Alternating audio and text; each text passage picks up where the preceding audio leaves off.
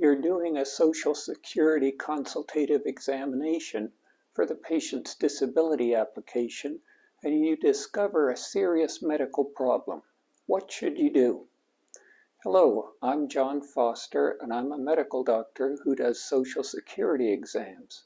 And today we're going to address that question, which is a frequent worry for new doctors doing Social Security exams.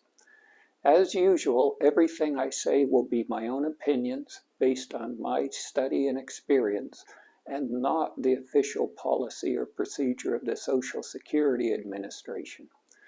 So to begin, why is there even a question what you should do? You're a doctor, the patient's a patient, the patient has an illness. Why don't you just jump in and treat them like you would any other patient?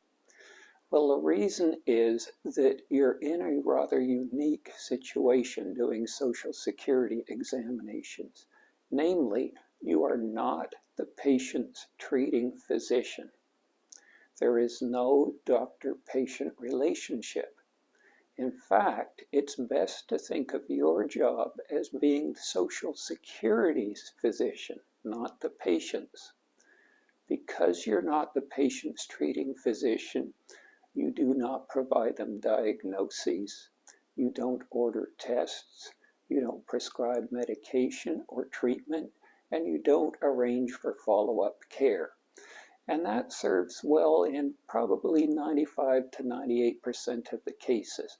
But because these patients tend to be rather sickly, and because you're doing a thorough examination, you will discover serious medical problems.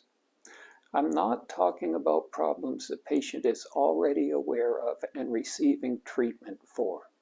Usually these are problems that the patient is not aware of and is not receiving treatment for, and occasionally they're acute life and limb-threatening emergencies. I'm going to discuss several different types, going from the least severe to the most severe, and I'm going to give illustrative examples from my own experience. Before I begin, I'd like to give you two principles to keep in mind. The first is it's far easier to defend the fact that you took actions to help a patient with a serious problem than to defend the fact that you didn't help a patient with a serious problem. The other principle was taught to me by one of my earliest mentors, Dr. John Miller, now unfortunately deceased, who told me whenever you're unsure what to do with a patient, imagine the patient was your own mother, and then operate on the basis that the patient is your mother, and you will always do the best you can. Now, to get to the patients and their problems, by far the most common problem is uncontrolled hypertension. And here's my policy.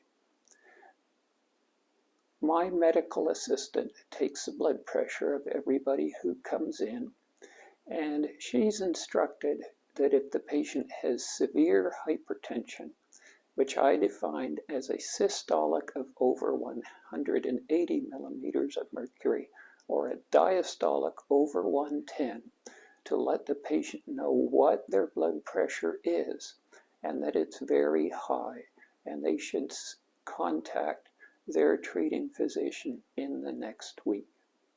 This is, of course, as long as the patient is asymptomatic. One caveat, I have seen pregnant women, and always keep in mind that toxemia of pregnancy may present with mild hypotension, yet the patient may be at great risk.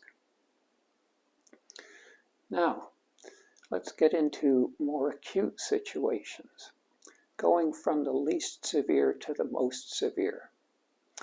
I had a woman, middle-aged, smoker, come in, and she had what sounded to me like a congested cough. When I listened to her lungs, she had localized crackles in one lung. I asked her a few questions, and it turned out that she'd recently begun to cough up purulent sputum and was slightly short of breath, although she didn't have any symptoms of fever. I suspected pneumonia, but she wasn't ill enough that she would require urgent emergency treatment or hospitalization.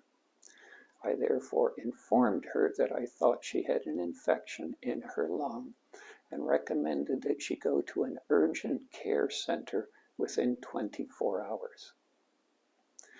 The second patient was far more alarming.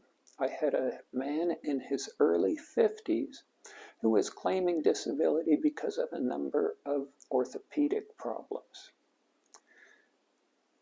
As part of my routine examination of every patient, I auscultated his heart, and I was quite surprised to hear a 3 out of 6 murmur characteristic of aortic stenosis. I asked him a few questions, and the hair on the back of my neck stood up when he told me that he was getting what was obviously angina pectoris with only moderate exertion. He is at great risk for sudden death, and an aortic valve procedure could greatly reduce that risk.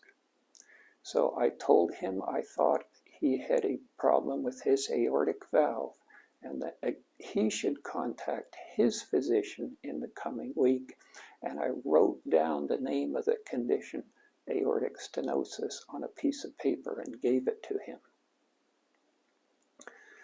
The last patient I saw just 2 weeks ago presented with a true life-threatening emergency. He was a man in his early 60s with a history of diabetes mellitus and hypertension, and the medical assistant informed me that his blood pressure was quite low, so I went to see him immediately. When I saw him, he looked acutely ill.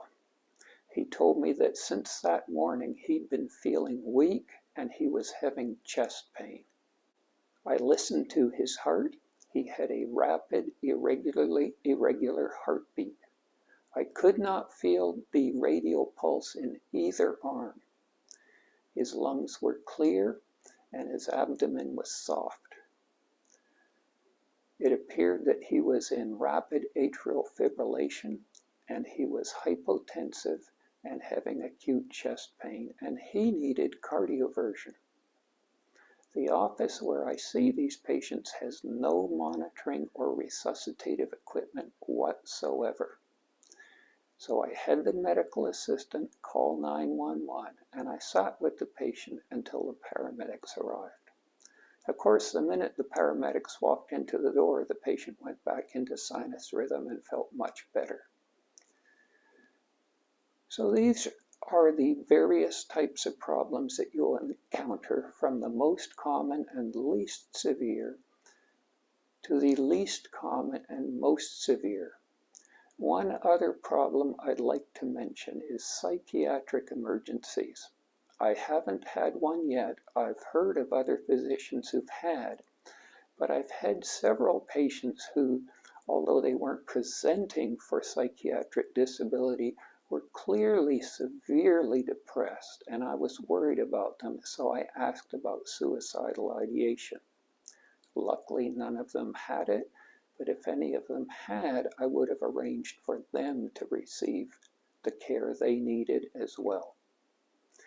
So that's all I have for today. Please give me any comments, suggestions, or criticisms you can think of, and I'll see you in the next video. And always remember, if it happens, it's possible.